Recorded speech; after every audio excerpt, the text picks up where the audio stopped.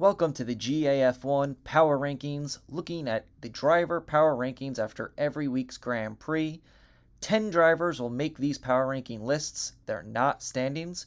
They're just an effort to look at who's trending based on the most recent Grand Prix. Come with me as I run through this week's power rankings. Welcome back to the channel, Greg Allen F1, video number 2 that I'm filming today, trying to up my video game. And of course, coming to you with my power rankings following the Grand Prix at Imola. Very exciting Grand Prix, of course, but we have a Portuguese Grand Prix to drive into this weekend, and I haven't given you my power rankings yet. A little bit of news before this, of course. I mentioned it in my last video. Sprint races are coming.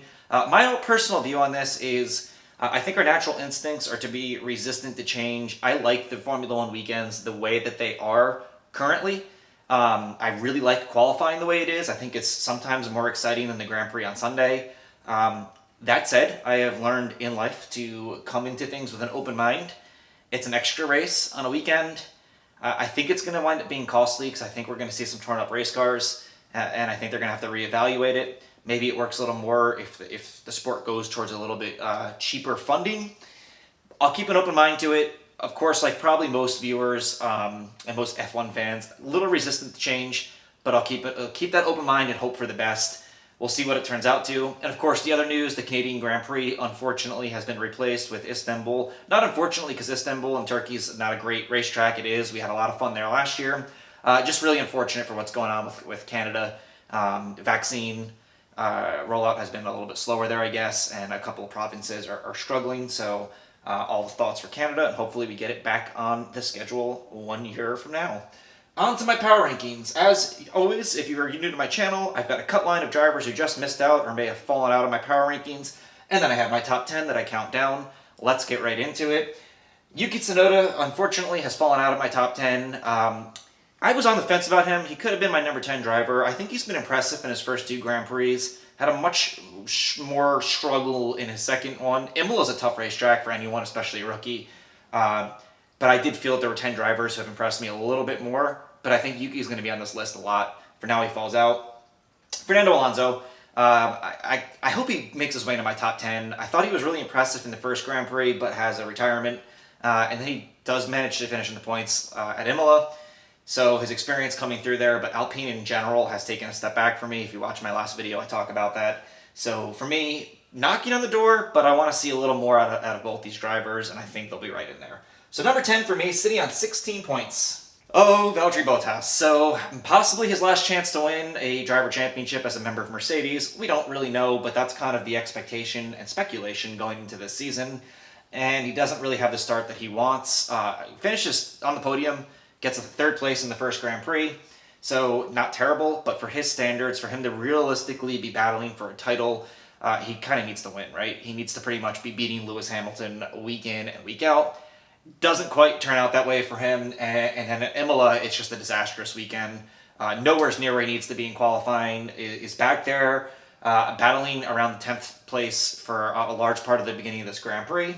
And whenever you have a Williams overtaking you and you're in a Mercedes, you know, you're bound to have some issues there.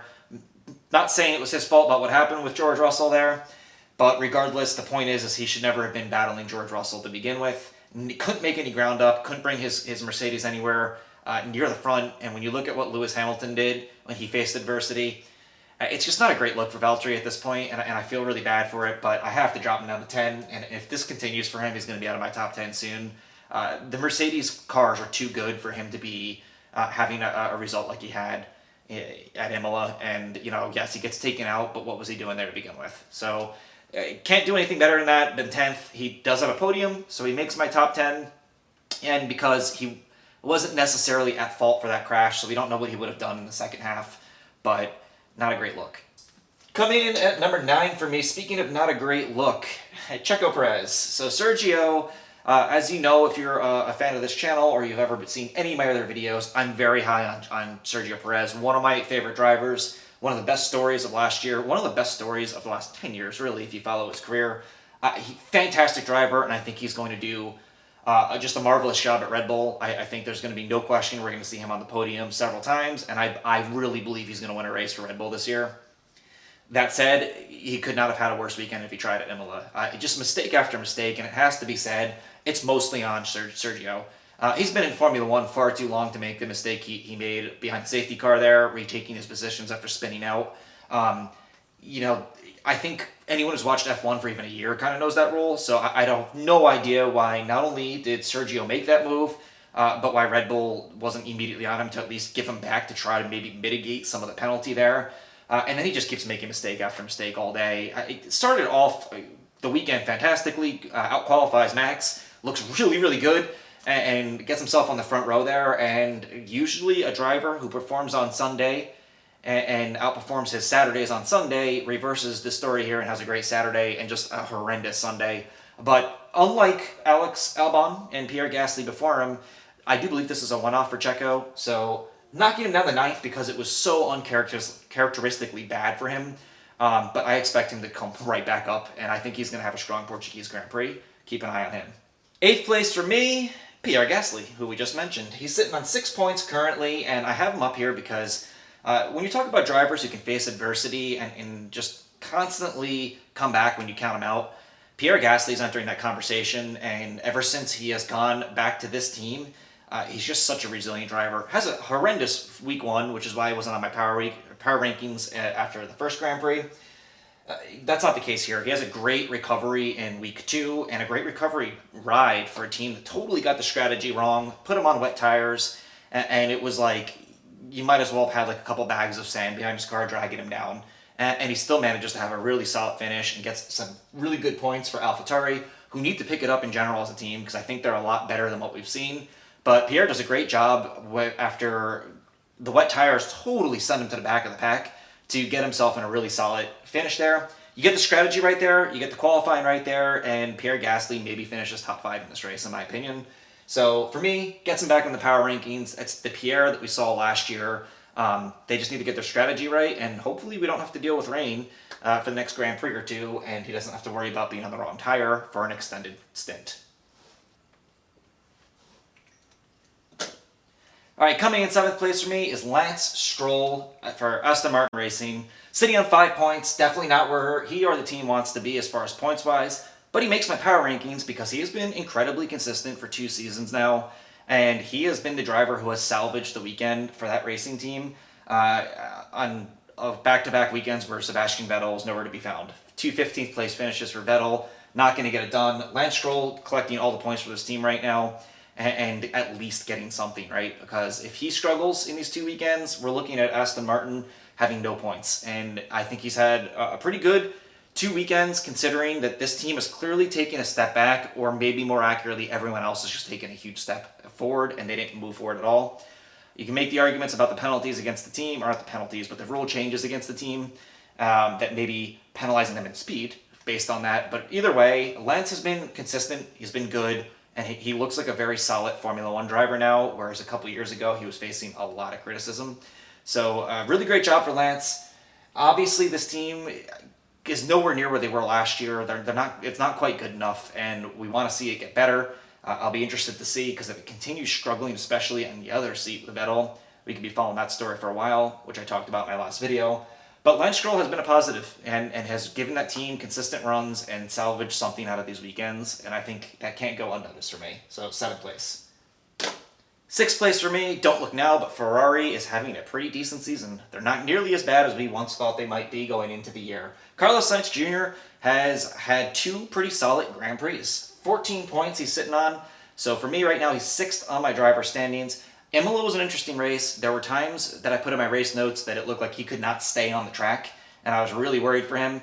But then he has a really, really great second half of the race and gets a fantastic result for Ferrari, who are much improved from where they were, and it looks like they're going to keep getting better, which for Ferrari fans everywhere is exciting. And obviously, for the years that he spent at McLaren, I like Carlos Sainz. I'm glad to see that he's not just absolutely struggling the way Vettel did in Ferrari. He's having a much better start with that team than Vettel had a finish with it. And we're not done with Ferrari in his power rankings, but a pretty solid way to welcome himself to my power rankings, all the way up to 6th. If this continues, we could see him on the podium before the year is over, maybe a few times. 5th place, smiles come into my face for everyone who watches my channel. You know I'm a McLaren fan. The hat is on, and I got 2 drivers in the top 5 starting with 14 points for Daniel Ricciardo, who I thought was going to honestly struggle a little more than he is. Now, he will talk about it every interview about how he's still getting used to the McLaren, and there's so much room for improvement. And if he's right about that, it's a really great time to be a McLaren fan, because if he starts figuring this car out any more than McLaren already has, this is a team that really seriously could be battling for top 3 and maybe top 2 in the constructors if their 2 drivers keep finishing 3rd, 4th, and 5th every week, and Mercedes or Red Bull has a driver winning, the other driver finishing 10th or worse. There's a chance that McLaren could their consistency of these 2 drivers could outweigh the winning of a 1 driver.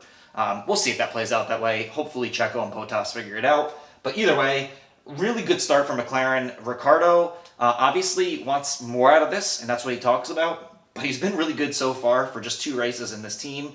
And I mean, it really doesn't seem that long ago that he was sitting in a Renault. And when you think about some of these drivers who have made these switches, it's pretty impressive. These last 2 drivers, Sainz and Ricciardo specifically, these are major team moves there, and they both look really good right off the bat. So really solid 5th place for Ricciardo. 4th place for Ferrari. Like I said, Ferrari is not done on my power rankings. Leclerc has been awesome, right? So I said that last year.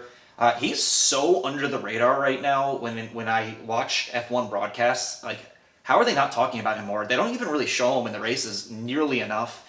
Obviously, he's already a race winner. But last year when Ferrari was terrible, he was still getting results and podiums and having a pretty decent year.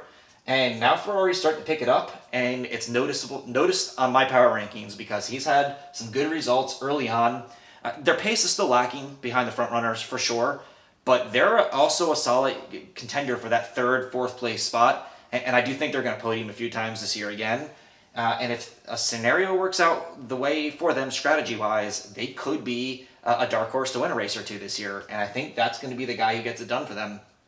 Has a really solid 2 first Grand Prix, getting points where they need to get points. And we're seeing Ferrari slowly work their way back up into the conversation.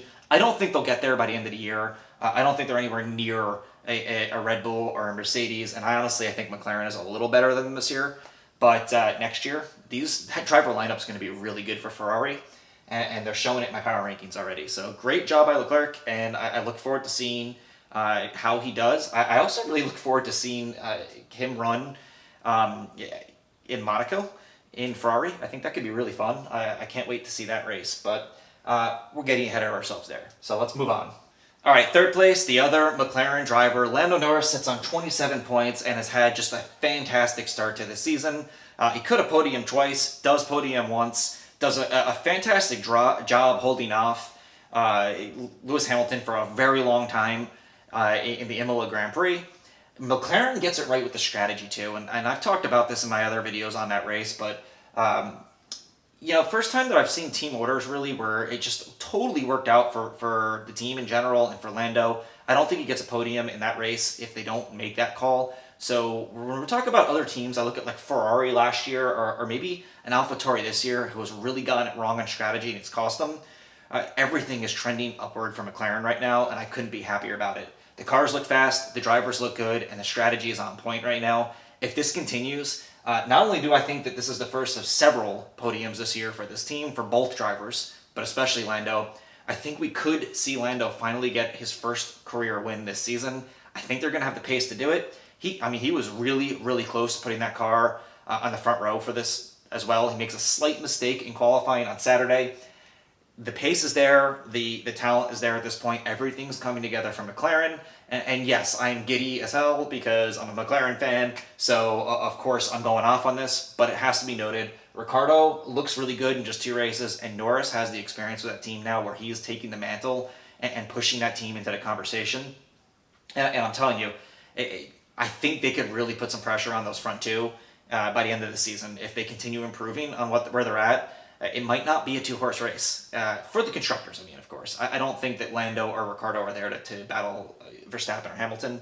But in the constructors, they could put pressure on, especially if we keep seeing mistakes from second drivers on those teams. Either way, fantastic start to the season for Lando. He had a good start last year as well, and then had a pretty rough middle part of the year that kind of pushed him back a little bit. Let's avoid that this time. All right. For the first time in my power ranking history since I've started this channel, I do not have Lewis Hamilton at first. If there's confetti, I could, what do they do with that? Explode? I guess explode confetti somewhere. I would do it because it's monumental for me and my channel. There was a time at the end of last year where I just had Hamilton's name written up there and then wrote in the rest because it was just not even close. And there's an argument to be made that he could still be number one. Sitting on 44 points is the driver of the number 44, Lewis Hamilton, and Mercedes. I have him at second, which maybe is a little harsh, but here's the deal. It's a two-horse race, and Verstappen's run was flawless at Imola. Absolutely flawless, and it was really, really good in week one as well, and I think that's enough to give Lewis Hamilton the shove over for at least 1 week in the power rankings. Let's talk about Lewis Hamilton. Business as usual in round one. Not so much in round two. Makes a big mistake, goes off the track, but somehow salvages that car, gets it out of the sand pit there, which I talked about in my review, and then just has an incredible recovery run. And that's what you wanted to see out of Valtteri, and I don't know why we didn't. But either way, Lewis Hamilton showing why he's a seven-time champion and just blowing through that field until Lando. It does ultimately wind up getting Lando Norris. Was never in a question to win the race. But if you want to win a driver's championship in Formula One, that's the type of run you need to do to keep yourself in that. Because I mean, if he does, imagine he retires from that race, can't get out of that sandpit. We're talking about a majorly being behind the eight ball when it comes to the driver's championship this year, and the constructor starts to look a little bit more ugly for Mercedes at that point. Not an issue with Lewis, right? So Lewis gets it done. The talent level is obviously there. I hope that every other week I'm switching these two names, to be honest with you, because I think it's going to be a lot of fun. Which, of course, leaves number one for the first time ever on my power rankings. 43 points, 1 point behind the Drivers' Championship. Fastest lap does play a role there. Max Verstappen and Red Bull Racing, they have brought it this year with their speed. Max doesn't make any mistakes on Sundays, so that's been very, very good. A little bit of a challenge from Checo on Saturday, which I think was really interesting. And I don't know, you don't really ever see concern from Max. He's so confident in his ability, and he should be. But certainly interesting if that keeps happening throughout the weekends and Checo starts, putting himself up there and actually staying there instead of making a plethora of mistakes like he did. But for Verstappen, can you have a more flawless race than that? The only chink in the armor was when they were coming off that last safety car and he almost spun it out, but he didn't. Other than that, flawless race, flawless strategy. Confidence is running really high in Red Bull right now, and we have ourselves a heavyweight battle, which is what we've wanted this whole time. And you almost want Verstappen to win the Portuguese Grand Prix too, or at least finish ahead of Hamilton, because man, people will start believing. They will really start believing that we could have Verstappen's first championship this year. So obviously Mercedes isn't going anywhere, Hamilton's not going anywhere. But boy, has it gotten a lot closer this season. And if Verstappen keeps having weeks like that, he looked like Hamilton for the second half of last year, where it was kind of like the midfield was so exciting, but Lewis Hamilton was just flawless and just taking every Grand Prix. That's how Verstappen ran this race. And if Red Bull can string a couple of those together, really, really good news. So first time ever, Verstappen in first. Let me know if you agree with my standings here after 2 Grand Prix. Do you think that Verstappen will stay at the top, and what do you think of my mid? I always love to hear what you guys have to say about this. I also never know if these videos are going to get views, so always interesting to hear from you.